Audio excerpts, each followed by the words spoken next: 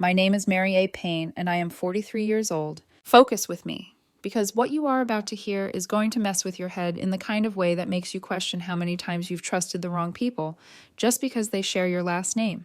I headed to Phoenix on a Thursday morning, thinking I'd be gone 10 days for an industry conference, the kind that's supposed to make you feel important, while you sit in windowless rooms listening to someone explain a trend like it's the future.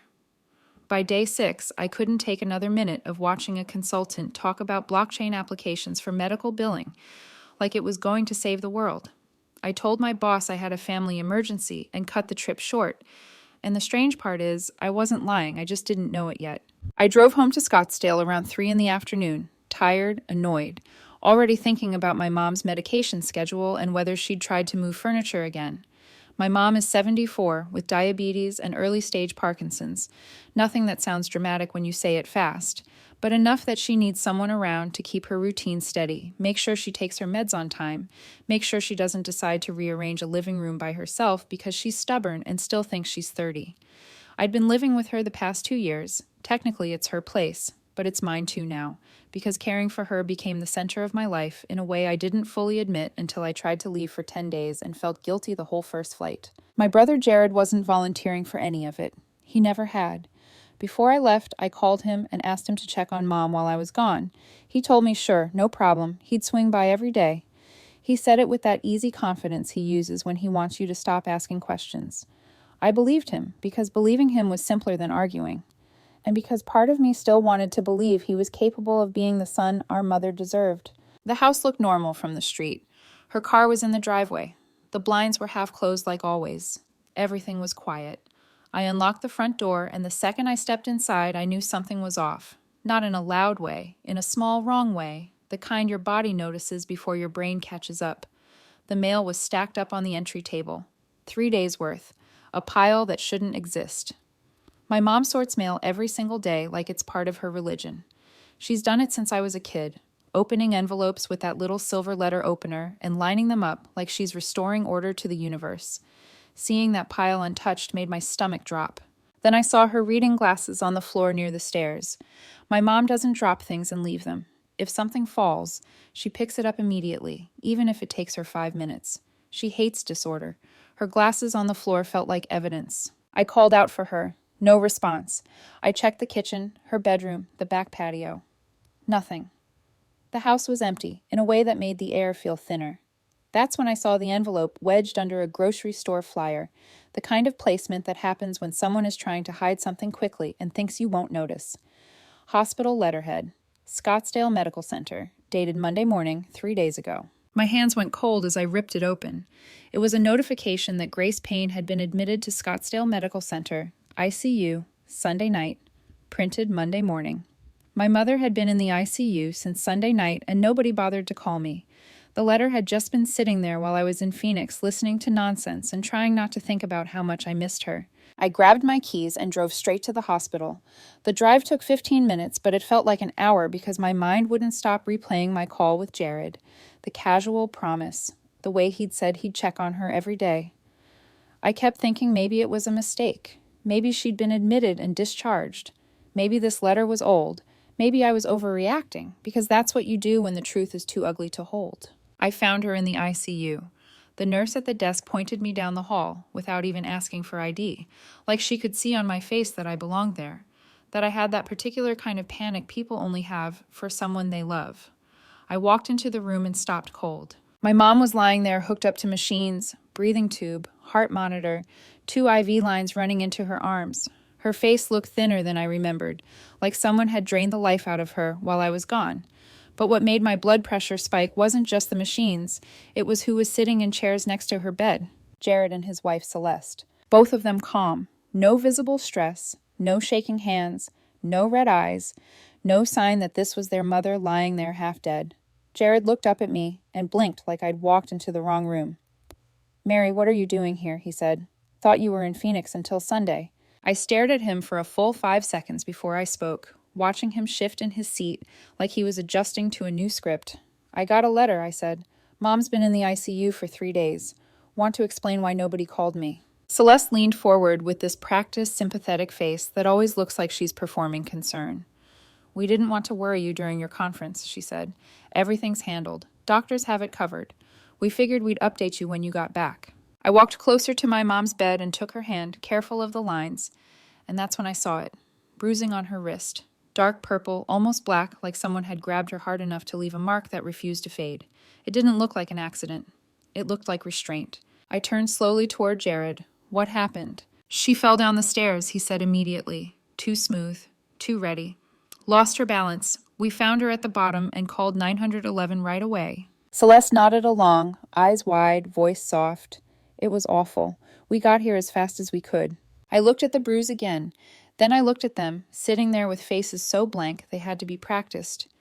"When did this happen?" I asked. "Sunday evening," Jared said. "Around 7. "And you've been here since then," I said, because I wanted to hear him lie through it. He shook his head like I was being unreasonable. "We came Sunday night for a few hours," he said.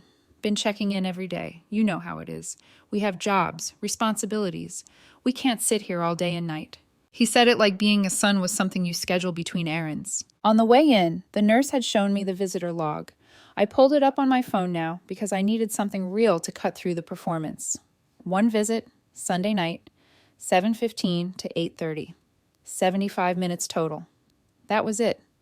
My mother had been alone in the ICU for almost 3 full days, while my brother and his wife lived their normal lives and then sat here acting like devoted family. Something cold settled in my gut.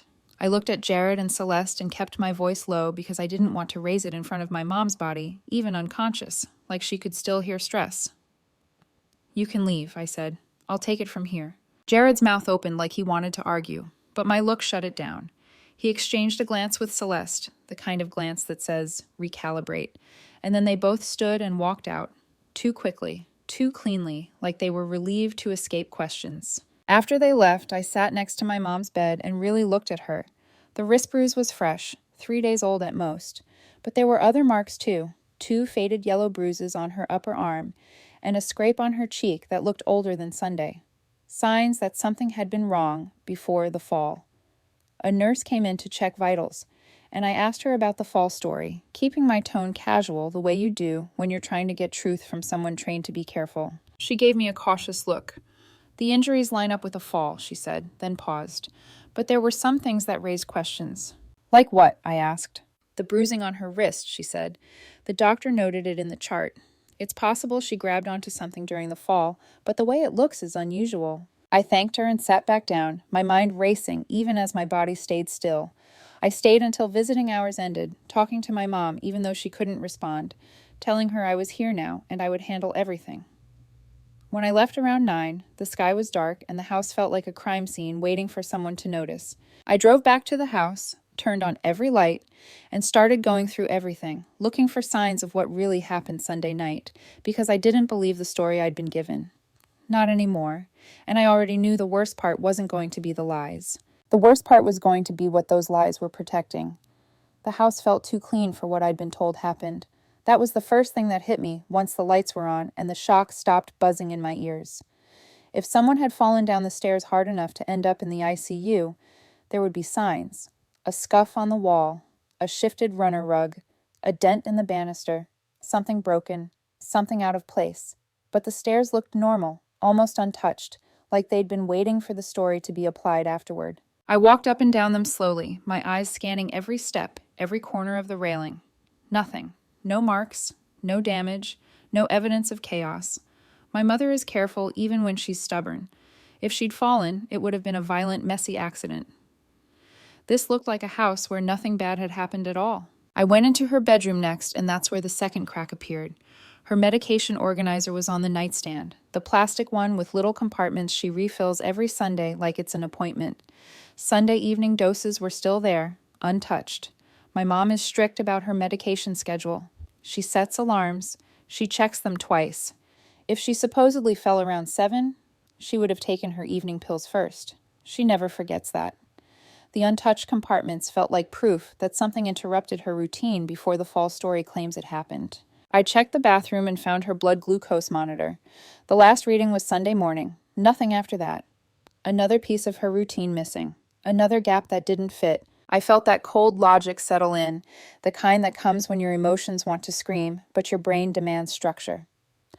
I went downstairs to my room, opened my laptop, and started pulling up the accounts I managed for her. For 2 years, I'd kept everything organized, bills paid, passwords secured, alerts on anything that moved. I'd done it because my mother's health needed consistency and because I didn't trust chaos, especially not family chaos. But my mom had kept Jared on one account, her savings account, a relic from decades ago, opened when my father was still alive. A setup she never changed because she believed families should trust each other. Jared had been a joint holder since the day it was created. I never liked that arrangement, but every time I pushed, Mom would say he was her son and deserved access. She'd say I was being paranoid, that not everyone was out to take from her. She'd say trust was what made a family. I logged in, expecting the balance to be around $68,000. That money came from my dad's life insurance and years of careful saving. It was supposed to be her safety net, the cushion she wanted to leave for both of us someday. The current balance was $12,000. I stared at the number long enough that my eyes started to blur. Then I forced myself to scroll through the transaction history. Withdrawals going back 6 months, $5,000 here, $8,000 there. Smaller chunks too, the kind that fly under the radar if you're not watching closely. Every single one authorized by Jared. $56,000 gone. I leaned back in the chair, my throat tight, my hands shaking, not from fear, but from the rage of recognizing a pattern that suddenly made everything else make sense. My brother had been draining my mother's savings for half a year, and if my mother noticed, if she confronted him, if she threatened his access, then the fall didn't feel like an accident anymore. It felt like a consequence. I kept digging and found more. Her credit card had charges I didn't recognize. Restaurants, hotels, shopping sprees, all within the last 3 months. None of it aligned with my mother's life. She doesn't travel. She doesn't shop impulsively. She buys the same brand of cereal for 10 years and calls it variety when she switches flavors. These charges belong to someone else's lifestyle. The first thing I did was lock down every account I could. I changed passwords, froze cards, removed Jared's access from anything I had authority over. The joint savings account was harder because his name was on it, but I documented every withdrawal, downloaded every statement, and flagged the account for suspicious activity. I created a secure folder and uploaded everything to a cloud drive my brother would never be able to access. It took 2 hours, and by the end of it, my jaw ached from clenching. I sat back and waited, because when you cut off someone's pipeline, they react. They don't always confess, but they always move. My phone rang. Unknown number. "Is this Mary Payne?" a woman asked, her voice shaky. "Yes," I said, sitting up straighter. "This is Barbara," she said. "I live 2 doors down from your mother. I've been trying to reach you for days." My stomach tightened. "What's going on?" There was a pause, like she was gathering courage. "I saw what happened Sunday night," she said. "I've been scared to say anything, but I can't keep quiet anymore." The words landed in my chest like a weight. "Tell me," I said, and I kept my voice steady because I needed her to keep talking. Barbara took a breath and started from the beginning. She'd been coming home from her book club around 6:30 Sunday evening and saw Jared's car in my mother's driveway. She thought it was nice he was visiting for once. But when she got out of her car, she heard yelling from inside the house, loud enough to carry through closed windows. She recognized Jared's voice, aggressive, sharp, saying something about money and respect. Then she heard my mother, scared, pleading, telling him to stop, to calm down, that they could talk about it. Barbara admitted she almost went over. Almost. But she didn't. She was afraid of getting involved in family business, afraid of making things worse. That sentence made my stomach twist because I understood it, and I hated it. People stay quiet when they shouldn't because they're taught it's not their place. My mother had lived her whole life inside that kind of silence. Barbara told me that around 7, she heard sirens. She saw the ambulance pull up. She watched paramedics bring my mother out on a stretcher, unconscious. She watched Jared and Celeste follow in their car, looking calm, too calm, like they were prepared, like they'd practiced what to do next. Barbara said she called the hospital the next day to check on my mom and was told only family could get information. She didn't have my number and spent the next few days feeling guilty, trying to figure out how to reach me without setting off the wrong person. I felt my throat tighten. "Barbara," I said carefully, "would you be willing to give a statement if it comes to that?" "Yes," she said, without hesitating, and that single word hit me harder than anything else because it meant she was done being afraid. I thanked her and hung up, then sat in the dark living room with the weight of everything settling into place. the bruises, the missing money, the staged calm, the visitor log lie, the fact that nobody called me. It wasn't random. It was a plan. I called my friend Miles. I've known him since high school, the kind of friend who became a defense attorney and then switched to plaintiff work because he got tired of watching people with power walk away clean. He answered groggy like I'd woken him up. "This better be good," he muttered. "Miles," I said, "I need your help with something. Family situation, might involve criminal charges." That woke him up. "I'm listening." I laid it all out. The suspicious fall, the bruises, the drained savings, Barbara's eyewitness account, Jared's calm act, Celeste's performance. Miles listened without interrupting. When I finished, he went quiet for a moment, then asked the question I'd been afraid to say out loud. "You think Jared pushed her?" "I think something happened that wasn't an accident," I said, "and I think it started with money." "Elder abuse, felony theft, assault," he said slowly. "But you need proof beyond transactions and neighbor testimony." "What kind of proof?" I asked. "Video, audio, something that shows what he did," Miles said. "And you need to be careful. You're not a cop. You can't trap him. Anything you record needs to be legal. Understood?" "Understood," I said. Because in that moment I realized I wasn't just trying to protect my mother. I was about to go to war with people who thought blood made them untouchable. Miles explained what would hold up, what wouldn't, how to document everything, how to build a case prosecutors couldn't ignore. When I hung up, I didn't feel calmer. I felt sharper, like grief had turned into focus. And then I remembered something that made my stomach drop all over again. If Jared and Celeste brought my mother into the hospital Sunday night, they would have been the ones filling out paperwork. They would have been the ones deciding who gets called. Which meant if nobody called me, that wasn't just neglect. That was a choice. And choices leave trails. The next morning, I was going to start following every one of them. I went back to the hospital early the next morning, the kind of early where the halls still smell like disinfectant, and coffee that's been sitting too long. I wanted answers before anyone had time to spin them. I found Dr. Rashid making rounds and asked if I could speak with him privately. He didn't hesitate. He led me into a small consultation room and closed the door like he already knew this wasn't going to be a casual conversation. He told me my mother had suffered major head trauma, a subdural hematoma that required immediate intervention. They'd relieve the pressure, but the next 72 hours were critical. I asked about the bruises on her wrist, the ones that didn't leave my mind, no matter how many times I told myself to stay calm. He pulled up her chart and showed me photos I hadn't seen yet. The bruising pattern wasn't random. It suggested restraint, fingers wrapping around skin with force, shortly before the fall. He was careful with his words, reminding me he was a doctor, not a detective, but he said he'd seen enough cases to know when injuries didn't match the story they were paired with. He told me he'd flagged it in her records and notified Adult Protective Services. "Did they follow up?" I asked. "They called your brother," he said. "He explained that your mother has Parkinson's, that she sometimes gets confused, that she probably grabbed onto him during the fall, and he was trying to help her. They noted it and closed the inquiry." Of course they did. Jared has always been good at sounding reasonable. He's the kind of man who can say almost anything if his tone is calm enough, earnest enough, like concern is baked into his voice.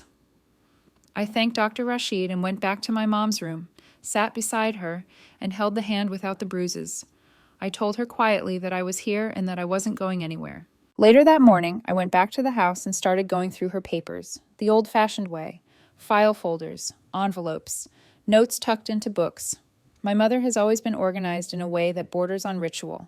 Important things are kept together, dated, labeled. I found her will first, dated 5 years ago, simple and fair, everything split evenly between Jared and me. It was what I expected. What I didn't expect was the document tucked behind it. A handwritten letter dated 6 months ago, written in my mother's careful script. She wrote that she intended to change her will to remove Jared entirely. She wrote that he'd been stealing from her. She wrote that she was afraid to confront him. She wrote that if anything happened to her, everything should go to me. It wasn't notarized. It wasn't legally binding. But it was dated right when the withdrawals from her account started getting bigger. I took photos of every page, uploaded them to my secure drive, and sat there for a moment letting the weight of it settle. My mother had known. She'd been scared. And she'd tried to protect herself quietly, the way she always does, by writing instead of confronting, by hoping things would stop on their own. Around noon, my phone buzzed with a text from an unknown number. "This is Celeste. We need to talk. Meet me at Starbucks on Scottsdale Road in 30 minutes. Come alone." The timing wasn't an accident. They'd realized the access was being cut off. They were moving. I went, not because I trusted her, but because Miles had told me documenting their reactions mattered. I arrived early and saw Celeste sitting in the back corner, perfectly put together, hair done, makeup flawless, looking like she was headed to brunch instead of a crisis. I sat across from her and didn't order anything.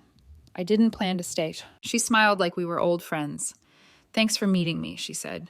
"I know things are tense. I wanted to clear the air before this gets messy." "Cut to it," I said. "What do you want?" The smile dropped. "Jared's worried you're getting the wrong idea about what happened. He loves your mom. We both do. This whole thing has been really hard on him." What thing?" I asked. "The one where he stole $56,000 from her and she ended up in the ICU. Her face went cold. "You can't prove that," she said. "He had access legally. He was helping her manage her finances. She's not thinking clearly anymore." "She was clear enough to write a letter about changing her will," I said. "Clear enough to document that he was stealing." Her eyes narrowed. "What letter?" "The one where she cuts him out completely," I said.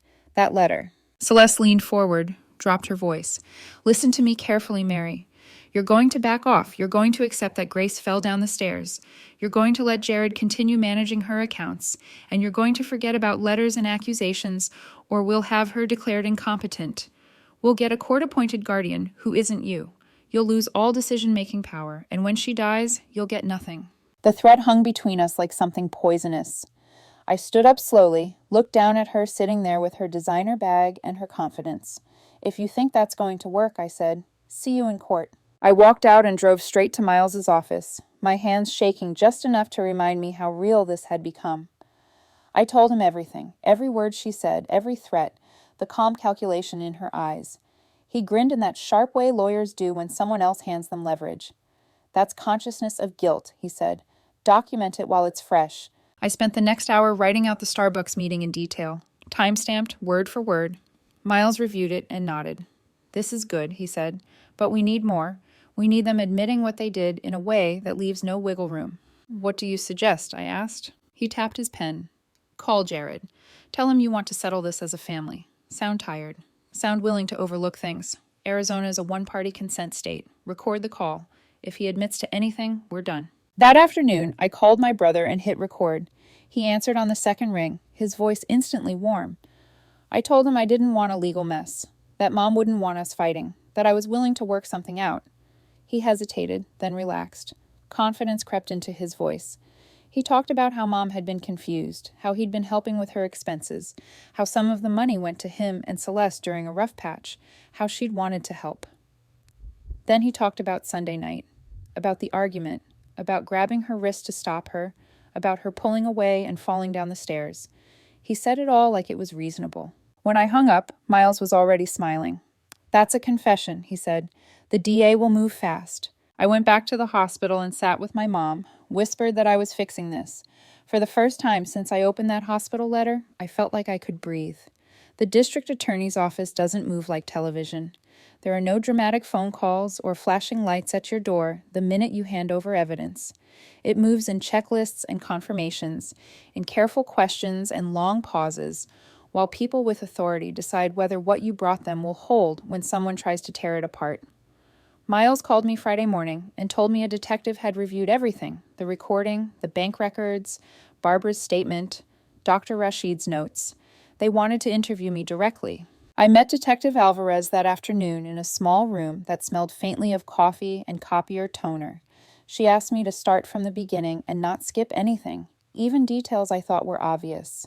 I told the story again, the letter in the mail, the bruises, the visitor log, the money missing, the Starbucks threat, the recorded call.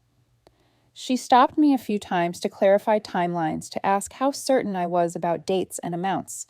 When I finished, she nodded once and said she'd already spoken with Barbara and the doctor. She told me the case would go to the DA for review on Monday.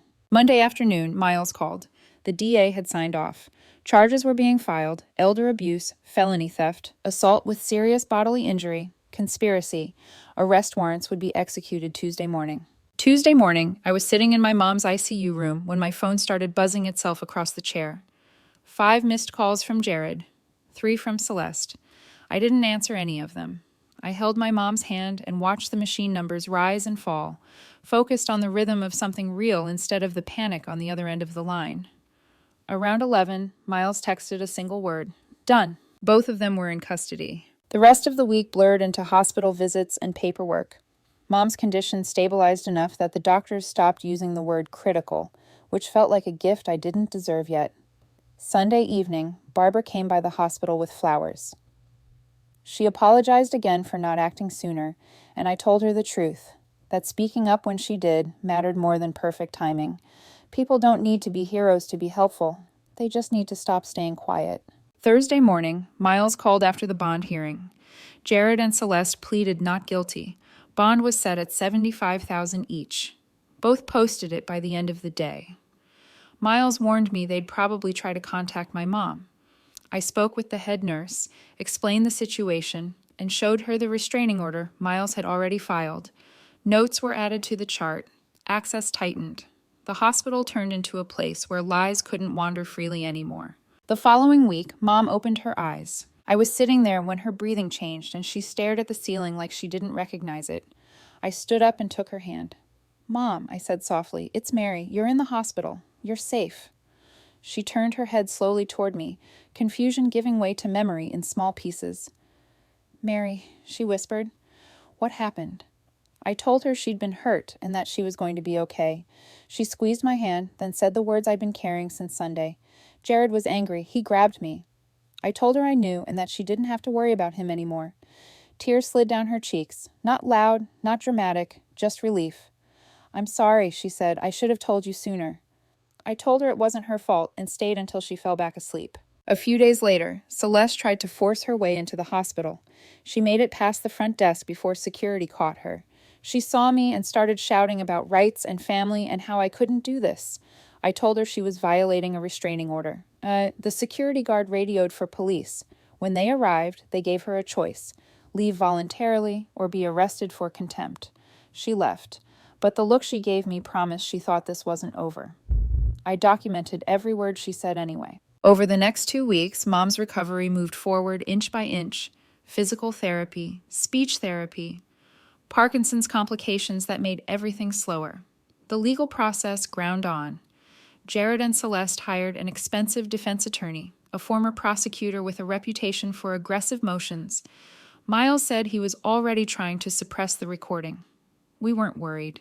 We brought in a forensic accountant, Maria Torres, who worked through months of statements and uncovered more theft than we'd first seen. Credit cards, online transfers, forged checks. The total climbed $88,000. Miles filed an amended complaint. The potential sentences got longer. Mom gave her formal statement to the DA 3 weeks after she woke up. I sat beside her while she told the story, how she'd discovered the missing money, how she confronted Jared, how he grabbed her wrist and backed her toward the stairs, how she tried to pull away and fell. The prosecutor listened without interrupting. When Mom finished, she said this was one of the strongest cases she'd handled. The defense didn't have much room left. 4 weeks later, Miles called. The defense wanted to negotiate. They were offering pleas, years in prison, full restitution, admissions on record. The DA wanted more time and insisted on public acknowledgement of what they'd done. I talked to Mom about it. She was quiet for a long time, then said she wanted them to admit it. She wanted it said out loud where it couldn't be buried. The plea hearing was set for the following month. In the meantime, I moved Mom into a rehabilitation facility with good staff and calm rooms. The house felt wrong to her then, like it held too many echoes. I stayed in the house and went through Jared's old room, the way you do when you're trying to understand when a person turned into a stranger. I found his old laptop in the closet. No password, amateur. His email was still logged in. I found messages to Celeste from 2 years earlier outlining a plan, how much he could take each month without triggering alerts, how to forge Mom's signature, how Parkinson's would make her doubt herself. Celeste had asked what if Mom remembered. Jared wrote back that she wouldn't, and if she did, they'd say she was confused. I took screenshots and handed them to the prosecutor. Planning, conspiracy, intent. The day before the plea hearing, Celeste called from a blocked number. She begged. She said Jared made mistakes, but didn't deserve prison. She said she had a daughter and would lose custody. I told her she should have thought about her daughter before helping her husband steal from an elderly woman and put her in the ICU. I hung up and blocked the number. At the courthouse, the judge asked Jared to explain in his own words what he'd done. He admitted the theft. He admitted grabbing Mom's wrist. He admitted shoving her toward the stairs. He said he needed the money and panicked when she confronted him. The judge sentenced him to 6 years. Celeste got 3. Both were taken into custody immediately. There was no yelling, no speeches, just the sound of doors closing. I drove to the rehab facility and told Mom. She cried, not because she was sad for them, but because it was finally over. I told her we would focus on getting her better. And for the first time since I opened that envelope at the house, the future didn't feel like a threat. Justice doesn't roar. It settles. The weeks after sentencing weren't dramatic. They were practical, heavy with lists and appointments, and the kind of work that doesn't look heroic from the outside but keeps people safe on the inside. Mom moved from ICU to rehab and then into a quieter wing where the hallways didn't echo and the staff spoke softly like they knew fear could hear them. Physical therapy became a schedule we lived by. Speech therapy followed. Parkinson's complicated everything, but my mother has always been stubborn in the way people get when survival becomes personal. She did the exercises even when they hurt. She insisted on learning names. She joked with nurses like humor could scare weakness away. The court-ordered restitution and asset seizure moved faster than I expected. Anything Jared and Celeste bought with Mom's money was tagged and sold. The boat, the clothes, the electronics, even a car. It took months of paperwork and hearings, but eventually checks began arriving, small at first, then larger. By the end of the year, $74,000 had come back to her.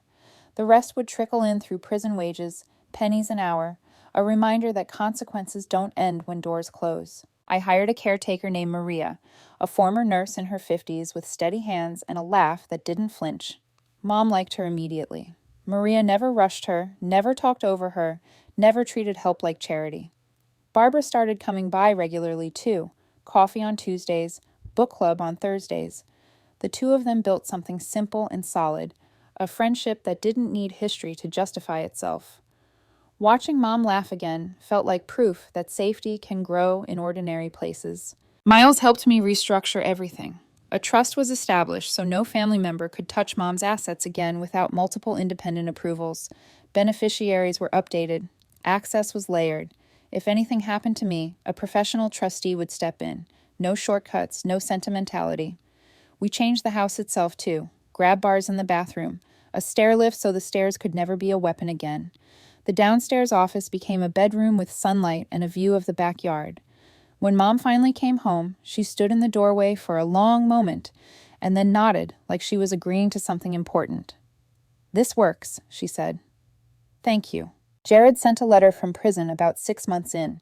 He wrote about faith and remorse and forgiveness, about how he'd found clarity behind concrete walls. I read it once and put it in the trash. Mom didn't want to see it. She said apologies don't undo broken trust and that she needed quiet more than she needed words. I agreed. Life found a rhythm. Work stayed busy, but manageable. Evenings grew calmer. I started dating again. Slowly, honestly, the way you do when you're done pretending you don't carry weight. I met a man named Evan at a conference, an insurance adjuster from Tucson with kind eyes and patience baked into his voice. I told him everything early. The prison, the charges, the scars. He didn't recoil. He said it sounded like integrity. Mom met him 3 months in and gave her approval without qualifiers. Coming from her, that was everything. 8 months after sentencing, the call came that Jared's appeal had been denied. The sentence was final. I thanked the prosecutor and hung up, feeling something like closure settle where fear used to sit. That weekend, I brought Mom back to the house for the first time since the fall. We'd changed enough that it felt different, but kept enough that it was still hers. She walked through the living room, touching the arm of the couch, the edge of the table, like she was reintroducing herself to a friend. We spent the afternoon with photo albums. She paused on one picture of Jared and me as kids, arms around each other, smiling without calculation. "I wonder when it changed," she said quietly. I didn't have an answer. Sometimes the moment isn't visible until you're far past it. The days kept moving. Care plans adjusted. Coffee dates continued. Evan became a steady presence. And then, just when the ground felt solid, A letter arrived from the prison counselor asking if Mom would consider a restorative justice mediation. Jared had requested it. An apology, face-to-face, supervised. I handed the letter to Mom and waited. She didn't decide that day or the next. A week later, over coffee, she said she wanted to do it. Not to forgive, to hear him say it where he couldn't hide. I nodded. Whatever she needed, I would stand with her. The mediation was scheduled 3 weeks later at the prison outside Florence, a low, concrete complex surrounded by dust and fencing that hums when the wind hits it just right. Miles came with us, not as a shield, but as a presence. I drove while Mom stared out the window, her hands folded in her lap, like she was holding something fragile that could crack if she gripped too hard. Neither of us talked much on the way. Some journeys don't need conversation to announce their weight. They led us into a small conference room with a table bolted to the floor and chairs that felt heavier than they needed to be. The facilitator explained the process, the ground rules, the pauses that would be honored. Then the door opened and Jared was brought in. He looked smaller than I remembered, thinner, older, like the years had been stacked on his shoulders all at once. He didn't look at us at first. He sat, hands folded, eyes fixed on the tabletop as if he could disappear into the grain of the wood. When he finally spoke, his voice was quieter than I'd ever heard it. He said he didn't expect forgiveness. He said what he did was unforgivable. He said he'd become someone who could watch his own mother fall and think about how it might benefit him. He said he was sorry, not just for the injury, but for the betrayal, for turning trust into a tool. His words were plain. No poetry, no excuses. He named the theft, he named the grab, he named the shove. He named the fear he saw in her eyes and chose to ignore. Mom listened without interrupting. When it was her turn, she took a breath that seemed to steady the room. She told him she appreciated hearing the truth said out loud, because silence had been the sharpest blade of all. She told him the apology didn't erase the damage, that trust isn't a switch you flip back on when the room gets quiet. She said she didn't forgive him and might never forgive him, but she was glad he was finally taking responsibility instead of hiding behind calm voices and convenient stories. Jared nodded, tears streaking down his face. Not dramatic, just exhausted. He said he understood. The facilitator wrapped it up gently, like closing a book that doesn't need a sequel. They took Jared out. Mom sat for a moment longer, her gaze steady, her shoulders relaxing by degrees. In the car on the way home, she said she didn't know how she felt yet, only that something heavy had been set down. That was enough. She never forgave him after that. I didn't either. Forgiveness isn't required to move forward, and we moved forward anyway. Life after the mediation didn't arrive with fireworks. It arrived with mornings that felt ordinary again. Maria came by 3 days a week. Barbara knocked every afternoon. Mom walked the hall with her cane and practiced steps like each one was a small promise kept. The house felt different, not haunted, just awake. Evan became a constant in the quiet ways that matter. Groceries remembered, appointments shared, patience offered without counting the cost. Jared was transferred to a lower security unit months later for good behavior. I didn't care. Celeste finished her sentence early and moved back to California, trying to rebuild a relationship with her daughter who barely remembered her. I hoped the child would find steadier ground than the adults who failed her. That hope was the extent of my involvement.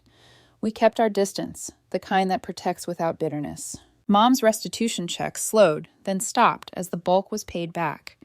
What remained would take years to trickle in, and we were fine with that. The point had never been the money. The point was the line that had been drawn and held. We kept the trust in place. We kept access layered. We kept routines boring and safe. Boring became a gift. One evening, after dinner, Mom held my hand and told me she was proud of me. She said my father would have been proud too, and that she finally felt like she could rest without listening for trouble. I told her I'd never let anyone hurt her again, not even family. She smiled like she believed me because the evidence was all around her. Sometimes I think about the house the way it looked when I first walked in that day. Mail piled up, glasses on the floor, the quiet screaming that something was wrong. I think about how close we came to letting a story stand because it sounded reasonable. Reasonable stories are the ones that do the most damage when no one checks them. Now the checks are done. The doors are locked the right way. The future is quieter and stronger for it. If there's a lesson here, it's not about revenge or victory. It's about believing your instincts when they whisper, protecting the people who depend on you, and understanding that family is not a shield for harm. It's a responsibility to prevent it. We kept the responsibility, we kept the safety, and we kept moving forward.